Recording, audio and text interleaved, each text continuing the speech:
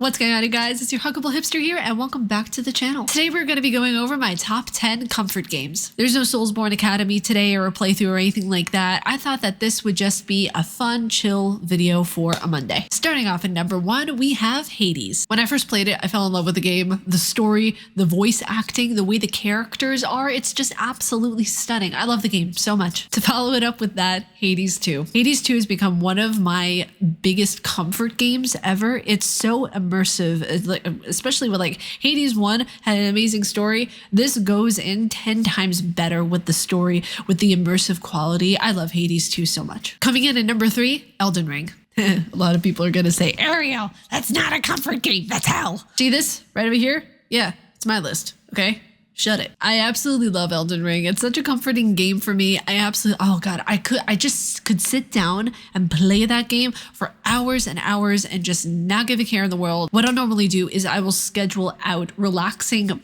quote unquote, playtime for myself. That way I can just sit down and chill and relax with my comfort games. Up next, Bloodborne. Oh, Bloodborne. The born of blood. The hunters. The screechies. The venomous. I think I almost have 400 hours in Bloodborne. Okay, I will get that platinum this year. When I first go into that game, I just mellow out. I relax. Everything just becomes calm with the world. Up next is Dark Souls 1 Remastered. This was the very first Souls game I played, and it's turned into one of my biggest comfort games. I have it on the Switch, I have it on the Xbox, and I absolutely just love utilizing both saves. That way on the Switch is my newest save, and I get to play that from the very, very beginning. Whereas on Xbox, I've already beaten the game, so now I just get to go in collecting all the stuff that I missed. Next up is Dark Souls 3. I love Dark Souls 3. Dancer of the Boreal Valley, by the way, has the best OST.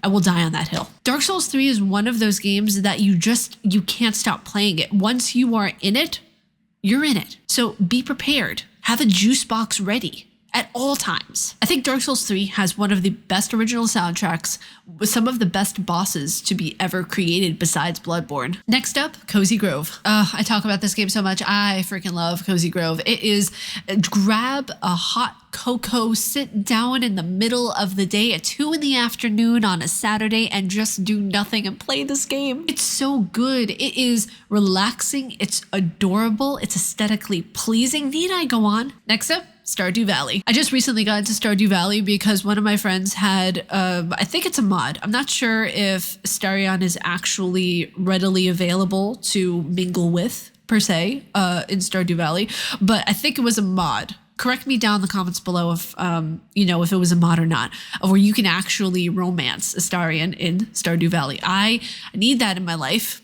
I need that. That's what brought me back to Stardew Valley, and now I can't stop playing it. It's absolutely lovely. I restarted the game because my last save was too long ago, and I want to go in with just a new, fresh perspective. It's like Animal Crossings, but if Animal Crossings was back in the 90s, like it has that kind of vibe for me, and I absolutely love it. Next up, and this is probably going to be an unexpected title for some of you guys, but Blood Rain, the first game. I really love Blood Rain. It is one of my favorite vampire games, and I think it's because I have such memories of it when I was a kid trying to get it to work on the PC, and then my mother saying, there's boobies in this game. I don't want you seeing boobies as a kid, so we're gonna not show you the boobies as like an 11-year-old right now, please. My dad said, and I quote, she's fighting Nazis in this game, and you always want to fight Nazis, so, you can let her play it. I thought that was great. That was a great Best Dad award.